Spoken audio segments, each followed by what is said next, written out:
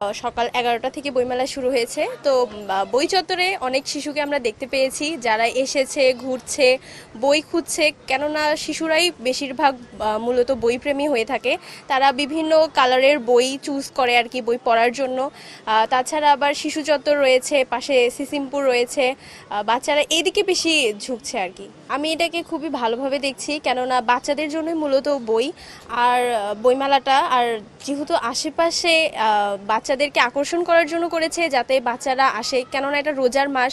রোজার মাসে মানুষজন খুব কম দেখতে পাচ্ছি আগের বছরগুলোর তুলনায়। সেই তুলনায় বাচ্চাদেরকে যেহেতু আকর্ষণ করার জন্য কিছু কিছু পদ্ধতি অবলম্বন করা হচ্ছে, তো সেই দিক থেকে আমি এটাকে সাধুবাদ জানাই।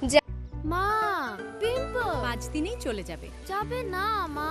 যাক, নিমের 5 অংশের পাওয়ারে 5 দিনেই দূর হবে পিম্পল।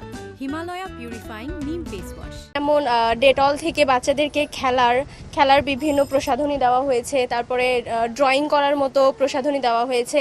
তারপরে কাকতারুয়া নামে একটা হচ্ছে বাচ্চাদের জন্য পাপেট শো আয়োজন করা হয়েছে, বায়োস্কোপ আয়োজন করা হয়েছে।